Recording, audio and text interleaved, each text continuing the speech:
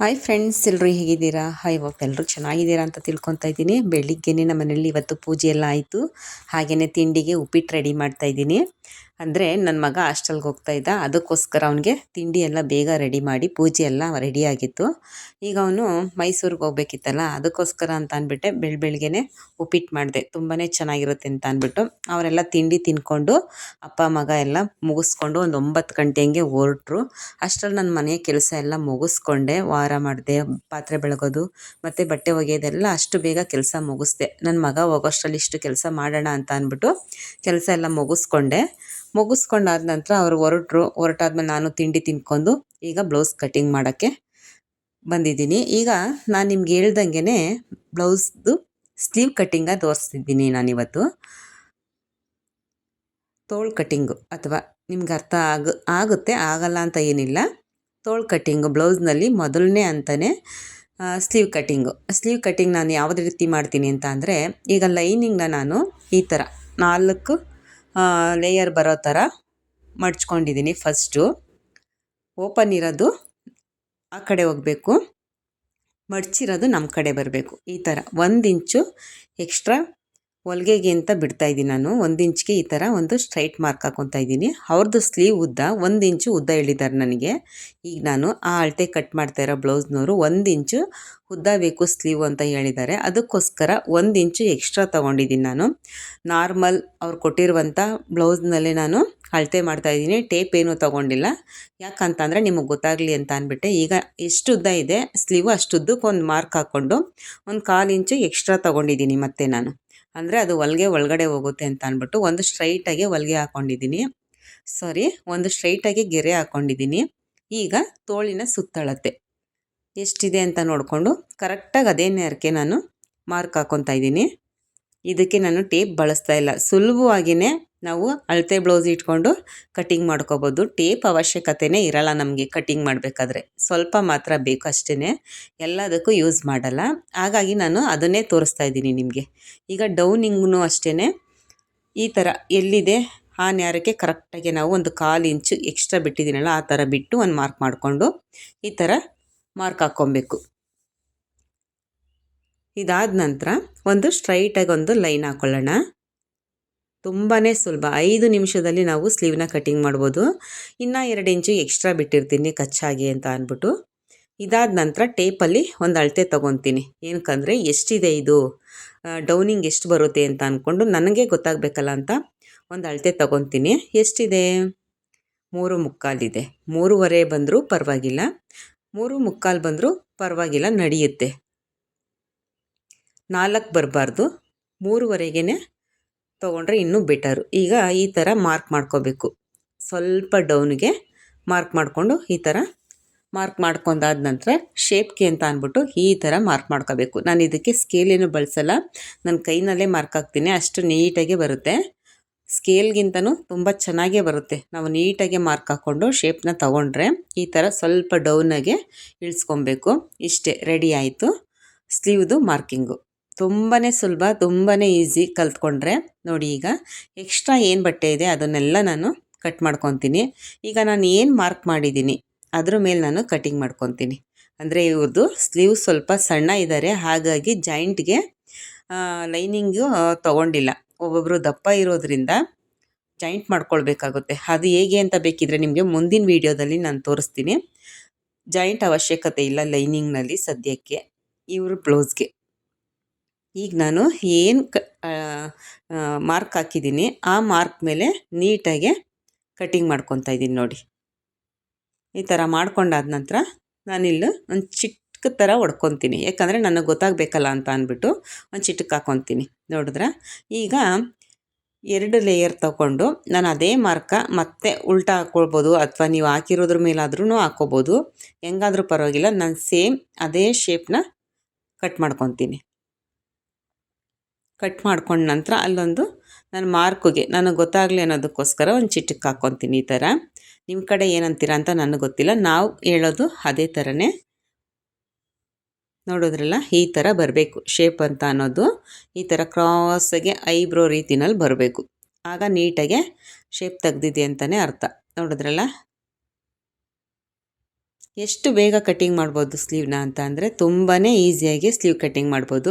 ಅಳತೆ ಬ್ಲೌಸ್ದು ಇಟ್ಕೊಂಡು ಅವ್ರು ಏನು ಅಳತೆ ಕೊಟ್ಟಿರ್ತಾರೆ ಅವ್ರದ್ದು ಅಳತೆ ಪರ್ಫೆಕ್ಟಾಗಿದ್ದರೆ ಅದೇ ಅಳತೆ ಬ್ಲೌಸಲ್ಲೇ ನೀಟಾಗಿ ಇಷ್ಟು ಚೆನ್ನಾಗಿ ಕಟ್ಟಿಂಗ್ ಮಾಡ್ಕೋಬೋದು. ನಿಮ್ಗೇನಾದ್ರು ಡೌಟ್ ಇತ್ತು ಅಂದರೆ ಮತ್ತೆ ಇನ್ನೊಂದು ಸಲ ಚೆಕ್ ಮಾಡ್ಕೊಳ್ಳಿ ಅಷ್ಟೇ. ನಾನು ಮತ್ತೆ ಇನ್ನೊಂದು ಸಲ ನಿಮಗೆ ತೋರಿಸ್ತಾ ಇದ್ದೀನಿ. ಆ ಕಡೆ 1/4 ಇಂಚು ಹೋಗಿದೆ ಹೊಲಿಗೆಗೆ, ಈ ಕಡೆ 1 ಇಂಚು ಉದ್ದ ಹೇಳಿದ್ದಾರೆ ಸ್ಲೀವ್ಗೆ, 1 ಇಂಚು ಎಕ್ಸ್ಟ್ರಾ ಮಾರ್ಜಿಂಗ್ ಬಿಟ್ಟಿದ್ದೀನಿ. ಮುಗೀತು ಇದು ಬ್ಲೌಸ್ದು. ಈಗ ಸ್ಯಾರಿ ಬ್ಲೌಸ್ ಬರುತ್ತಲ್ಲ, ಸೀರೆನಲ್ಲಿ ಬ್ಲೌಸ್ ಬರುತ್ತಲ್ಲ, ಅದನ್ನು ಯಾವ ರೀತಿ ಕಟ್ಟಿಂಗ್ ಮಾಡ್ಕೊಳ್ಳೋದು ಅಂತ ನಾನು ನಿಮಗೆ ತೋರಿಸ್ತೀನಿ. ಅದು ತುಂಬಾ ಸುಲಭ. ಅದು ಅಂದರೆ ಉಲ್ಟಾ ಸೀದಾ ನೋಡ್ಕೊಬೇಕು. ಅಂದರೆ ಬಾರ್ಡರ್ ಒಂದೊಂದು ಸ್ಯಾರಿಗೆ ದೊಡ್ಡದಾಗಿ ಬಂದಿರುತ್ತೆ, ಒಂದೊಂದು ಸ್ಯಾರಿಗೆ ಚಿಕ್ಕದಾಗಿ ಬಂದಿರುತ್ತೆ. ನಾವು ಎರಡು ಕಡೆನೂ ನೋಡಿಕೊಂಡು ಫಸ್ಟು ನೀಟಾಗಿ ಯಾವ ಕಡೆ ಚೆನ್ನಾಗಿದೆ, ಡಿಸೈನ್ ಯಾವ ಕಡೆ ಚೆನ್ನಾಗಿದೆ ಅಂತ ನೋಡ್ಕೊಂಡು ನಾವು ಕಟ್ ಮಾಡ್ಕೊಬೇಕು. ಈಗ ಸೀರೆನಲ್ಲಿ ಬ್ಲೌಸ್ ಬಂದಿರೋದು ಒಂದು 80 ಬಂದಿರುತ್ತೆ.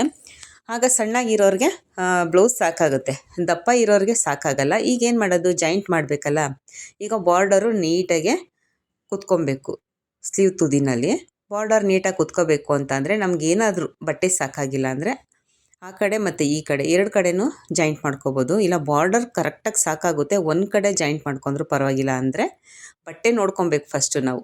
ಆಗ ಒಂದು ಕಡೆನೇ ಜಾಯಿಂಟ್ ಮಾಡಿಕೊಂಡ್ರೆ ಅದು ಒಳಗಡೆ ಸೇರಿಕೊಳ್ಳುತ್ತೆ. ಕಂಕ್ಳು ಒಳಗಡೆ ಹೋಗುತ್ತಲ್ಲ, ಆ ಡಿಸೈನ್ ಏನೋ ಅವಶ್ಯಕತೆ ಇರಲ್ಲ. ಇಷ್ಟು ಸುಲಭವಾಗಿ ಕಟ್ ಮಾಡ್ಕೊಬೋದು. ಈಗ ನಾನು ಹೊಲಿಯೋದು ಹೇಗೆ ಅಂತ ತೋರಿಸ್ತಾ ಇದ್ದೀನಿ ನಿಮಗೆ. ಸ್ಲೀವ್ ಕಟ್ಟಿಂಗ್ ಮಾಡಾದ್ಮೇಲೆ ಹೊಲಿಯೋದು ಯಾವ ರೀತಿ ಅಂತ ಅಂದ್ಬಿಟ್ಟು ಎರಡನ್ನೂ ನೋಡ್ಕೊಬೇಕು ನಾವು. 2 ಪೀಸ್ನ ನೋಡಿಕೊಂಡು ನೀಟಾಗಿ ಬಾರ್ಡರ್ ಮೇಲೆ ಕರೆಕ್ಟಾಗಿ ಲೈನಿಂಗ ಇಟ್ಕೊಂಡು ಒಂದು ಹೊಲಿಗೆ ಹಾಕ್ಕೊಬೇಕು. ನೋಡಿ ಈ ಥರ ಸರಿಯಾಗಿದೆಯಾ ಅಂತ ಫಸ್ಟು ಚೆಕ್ ಮಾಡ್ಕೊತಾ ಇದ್ದೀನಿ ನಾನು. ಒಂದು ಕಡೆ ಜಾಯಿಂಟ್ ಮಾಡಿಸ್ಕೊಳ್ಳುತ್ತೆ, ಒಂದು ಅರ್ಧ 1/4 ಇಂಚು. ಅದನ್ನು ನಾನು ಎಡಗಡೆಗೆ ಹಾಕ್ತೀನಿ, ಹಿಂದೆಗಡೆಗೆ ಹೋಗೋಂಗೆ ಜಾಯಿಂಟ್ ಮಾಡ್ತೀನಿ. ಮುಂದೆಗಡೆಗೆ ಜಾಯಿಂಟಿಂಗ್ ಕೊಡಲ್ಲ ಜಾಸ್ತಿ. ಅಕಸ್ಮಾತ್ ತೀರಾ ದಪ್ಪ ಅವರೇ ಅಂತಂದರೆ 2 ಕಡೆಗೂ ಜಾಯಿಂಟಿಂಗ್ ಕೊಡ್ತೀನಿ. ಇಲ್ಲಾಂದರೆ ಒಂದು ಕಡೆಗೇ ಬೆನ್ನು ಹಿಂದೆ ಹೋಗೋ ಥರನೇ ನಾನು ಜಾಯಿಂಟ್ನ ಕೊಡ್ತೀನಿ. ಈಗ ನೋಡಿ ಒಂದು ಹೊಲಿಗೆ ಹಾಕ್ಕೊತಾ ಇದ್ದೀನಿ ಕರೆಕ್ಟಾಗಿ ಬಾರ್ಡರ್ ಲೈನ್ ಮೇಲೆ. ಇದಾದ ನಂತರ ಹಾಕ್ಕೊಂಡು ಉಲ್ಟಾ ಮಾಡಿಕೊಂಡು ಒಂದು ಹೊಲಿಗೆ ಹಾಕ್ಕೊತೀನಿ. ನೋಡಿ ಶೇಪ್ ತೆಗ್ದಿರೋದು ಕರೆಕ್ಟಾಗಿ ಎದುರು ಬದ್ರಿಗೆ ಇರಬೇಕು. ಅದೊಂದು ಕಡೆ ಇದೊಂದು ಕಡೆ ಆದರೆ ಉಲ್ಟಾ ಪಲ್ಟಾ ಆಗುತ್ತೆ. ಅದನ್ನು ನಾವು ತಲೆಯಲ್ಲಿ ಇಟ್ಕೊಂಡು ಸ್ಲೀವ್ ಜಾಯಿಂಟ್ ಮಾಡಬೇಕಾದ್ರೆ ಜಾಯಿಂಟ್ ಮಾಡ್ಕೊಬೇಕು. ಈ ಥರ ಮಾರ್ಕ್ ಹಾಕ್ಕೊಬಿಡಿ, ಸುಲಭ ಆಗುತ್ತೆ ನಿಮಗೂ ಅಷ್ಟೇ. ಆ ಮಾರ್ಕ್ ಇದ್ದರೆ ಕಾಣಿಸುತ್ತಲ್ಲ, ಮುಂದೆ ಯಾವ್ದು ಬರುತ್ತೆ ಹಿಂದೆ ಯಾವ್ದು ಹೋಗುತ್ತೆ ಅಂತ ಪರ್ಫೆಕ್ಟಾಗಿ ಗೊತ್ತಾಗುತ್ತೆ. ಇದಕ್ಕೂ ಅಷ್ಟೇ ನೋಡಿ, ಈ ಥರ ಜಾಯಿಂಟ್ ಮಾಡ್ಕೊತಾ ಇದ್ದೀನಿ. ಬಾರ್ಡರ್ ಲೈನ್ ನೇರಕ್ಕೇ ಜಾಯಿಂಟ್ ಮಾಡ್ಕೊತಾ ಇದ್ದೀನಿ. ನನ್ನ ವಿಡಿಯೋ ನಿಮಗೆ ಇಷ್ಟ ಆದರೆ ಲೈಕ್ ಮಾಡಿ, ಹಾಗೆಯೇ ಶೇರ್ ಮಾಡಿ, ಸಬ್ಸ್ಕ್ರೈಬ್ ಮಾಡಿ ಫ್ರೆಂಡ್ಸ್. ನಿಮ್ಗೆ ಯಾವುದೇ ರೀತಿಯ ಹೊಲಿಗೆದು ಅಥವಾ ಟೈಲರಿಂಗ್ ಬಗ್ಗೆ ಏನೇ ಇನ್ಫಾರ್ಮೇಷನ್ ಬೇಕು ಅಂತ ಕೇಳಿದ್ರೂ ನಂಗೆ ತಿಳಿದಿರೋದನ್ನ ನಿಮಗೆ ತಿಳಿಸ್ಕೊಡ್ತೀನಿ. ಇಷ್ಟ ಆದರೆ ಸಬ್ಸ್ಕ್ರೈಬ್ ಮಾಡಿ ಫ್ರೆಂಡ್ಸ್. ನೋಡಿ ಈಗ 2 ಹೊಲಿಗೆ ಹಾಕ್ಕೊತೀನಿ ನಾನು. ಲೈನಿಂಗ್ನ ಫೋಲ್ಡ್ ಮಾಡಿ 2 ಹೊಲಿಗೆ ಹಾಕ್ಕೊತಾ ಇದ್ದೀನಿ. ತುಂಬ ಅಂದರೆ ತುಂಬಾ ಸುಲಭ. ಸ್ಲೀವ್ ಕಟ್ಟಿಂಗು ಮತ್ತು ಸ್ಟಿಚಿಂಗು ಎರಡೂ ಅಷ್ಟೇ ತುಂಬಾ ಸುಲಭ. ಅದಕ್ಕೋಸ್ಕರ ನಾನು ಒಂದೇ ವಿಡಿಯೋದಲ್ಲೇ ಕಟ್ಟಿಂಗು ಮತ್ತು ಸ್ಟಿಚಿಂಗು ಎರಡೂ ತೋರಿಸ್ತಾ ಇದ್ದೀನಿ. ಆರಾಮಾಗಿ ಹೊಲ್ಕೊಬೋದು. ಈಗ ನಾನು ಆ ಕಡೆ ಈ ಕಡೆ ಇರುವಂಥದ್ದು ಎಕ್ಸ್ಟ್ರಾನ ನಾನು ಕಟ್ ಮಾಡ್ಕೊತಾ ಇದ್ದೀನಿ. ಅದು ಏನೋದು ಜಾಸ್ತಿ ಅಟ್ಯಾಚ್ ಮಾಡೋಂಗಿಲ್ವಲ್ಲ, ಇದೇ ಬಟ್ಟೆ ಸಾಕಾಗುತ್ತೆ ನನಗೆ ಅಟ್ಯಾಚ್ ಮಾಡೋಕ್ಕೆ. ಅದಕ್ಕೋಸ್ಕರ ನಾನು ನೋಡಿಕೊಂಡು ಕಟ್ ಮಾಡ್ಕೊತಾ ಇದ್ದೀನಿ. ಈಗ ನೋಡಿ ಅದೇ ಬಟ್ಟೆ ಎತ್ಕೊಂಡೆ ನಾನು, ಅದನ್ನೇ ಅಟ್ಯಾಚ್ ಮಾಡ್ಕೊತಾ ಇದ್ದೀನಿ. 1 ಇಂಚು ಬಂದರೆ ಸಾಕಾಗಿತ್ತು ಎಕ್ಸ್ಟ್ರಾ. ಅದಕ್ಕೋಸ್ಕರ ಜಾಸ್ತಿ ಬೇಕು ಅಂದರೆ ನಾವು ಬೇರೆ ಬಟ್ಟೆ ತೊಗೋಬೇಕು. ಈಗ ಅದಕ್ಕೊಂದು ಹೊಲಿಗೆ ಹಾಕ್ಕೊಂಡು ಅದನ್ನು ಮತ್ತೆ ಫೋಲ್ಡ್ ಮಾಡಿಕೊಂಡು ಅದ್ರ ಮೇಲೊಂದು ಟೈಟಾಗಿ ಒಂದು ಹೊಲಿಗೆ ಹಾಕೊಳ್ಳೋಣ. ಮನಸ್ಸಿಟ್ಟು ಕಲಿತ್ರೆ ಎಲ್ಲ ಕೆಲಸನೂ ತುಂಬಾ ಚೆನ್ನಾಗಿ ಕಲಿಬೋದು. ನೋಡೋದ್ರಲ್ಲ ಈ ಥರ ನೋಡ್ಕೊತಾ ಇದ್ದೀನಿ. ಬೇಕು ಅಂದರೆ ನೀವು ಐರನ್ ಮಾಡಿಕೊಂಡ್ರು ನೀಟಾಗಿ ಫಿನಿಶಿಂಗ್ ಅಂತೂ ತುಂಬಾ ಚೆನ್ನಾಗಿ ಬರುತ್ತೆ. ಐರನ್ ಮಾಡಿಕೊಂಡ್ರೆ ಈ ಥರ ಸ್ಟಿಚ್ ಮಾಡಾದ್ಮೇಲೆ ಒಂದು ಐರನ್ ಹಾಕ್ಕೊಂಡ್ರೆ ಬಟ್ಟೆ ಯಾವ ಕಡೆನೂ ಅಳ್ಳಾಡಲ್ಲ. ನಿಮಗೆ ಬೇಕು ಅಂದರೆ ಒಂದು ಪಿನ್ ಹಾಕ್ಕೊಳ್ಳಿ ಮಧ್ಯದಲ್ಲಿ. ಲೈನಿಂಗ್ ಏನಾದರೂ ಆ ಕಡೆ ಈ ಕಡೆ ಜಾರುತ್ತೆ ಅಂತ ಅಂದರೆ. ನನಗೆ ಸ್ವಲ್ಪ ರೂಢಿಯಾಗಿದೆ, ನಾನು ಹೊಲ್ಕೊತೀನಿ. ನೀವು ಸ್ಟಾರ್ಟಿಂಗ್ ಏನಾದರೂ ಕಲಿತಿದ್ದೀನಿ ಅಂತ ಅಂದರೆ 1-2 ಪಿನ್ ಹಾಕ್ಕೊಳ್ಳಿ. ಗುಂಡು ಸೂಜಿ ಸಿಗುತ್ತಲ್ಲ ಅದನ್ನು ಹಾಕ್ಕೊಳ್ಳಿ, ಪರ್ಫೆಕ್ಟಾಗಿ ಕುತ್ಕೊಳ್ಳುತ್ತೆ. ಅದರ ಮೇಲೆ ಸ್ಟಿಚ್ ಮಾಡ್ಕೊಂಡು ಹೋಗೋದು. ಈ ಥರ ತುಂಬಾ ಸುಲಭ. ಸಾದಾ ಸ್ಲೀವ್ ಆಗಿರೋದ್ರಿಂದ ತುಂಬಾ ಸುಲಭ ಇದು. ಕಟ್ಟಿಂಗು ಮತ್ತು ಸ್ಟಿಚಿಂಗ್ ಎರಡೂ ಅಷ್ಟೇ. ನೋಡಿದ್ರಲ್ಲ, ಮುಗೀತು. 10 ನಿಮಿಷದಲ್ಲೇ ನಾವು ಸ್ಲೀವ್ನ ಜಾಯಿಂಟ್ ಮಾಡ್ಕೋಬೋದು, ಅಷ್ಟು ಸುಲಭ ಇದೆ. ಕಟ್ಟಿಂಗು ಅಷ್ಟೇ 10 ನಿಮಿಷದಲ್ಲಿ ಪರ್ಫೆಕ್ಟಾಗಿ ಸ್ಲೀವ್ ಕಟ್ಟಿಂಗ್ ಮಾಡ್ಬೋದು. ಎಕ್ಸ್ಟ್ರಾ ಏನು ಬಂದಿರುತ್ತೆ ಅದನ್ನೆಲ್ಲ ನಾನು ಕಟ್ ಮಾಡ್ಕೊಂಡು ತೆಗಿತಾ ಇದ್ದೀನಿ, ನೋಡಿದ್ರಲ್ಲ ಈ ಥರ. ಮತ್ತು ಇನ್ನೂ ಒಂದು ಸ್ಲೀವ್ನೂ ಅಷ್ಟೇ ಅದು ಹೇಗೆ ಹೊಲಿಗೆ ಹಾಕಿದ್ದೀವೋ ಅದೇ ಥರನೇ ಇದನ್ನು ನಾನು ಸ್ಟಿಚ್ ಮಾಡ್ಕೊತೀನಿ.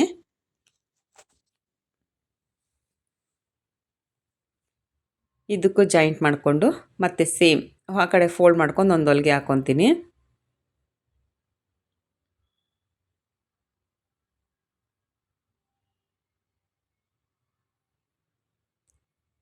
ಹೆಣ್ಮಕ್ಳು ಮನಸ್ಸು ಮಾಡಿದ್ರೆ ಏನು ಬೇಕಾದರೂ ಕಲಿಬಹುದು, ಸಾಧನೆನೂ ಮಾಡ್ಬೋದು.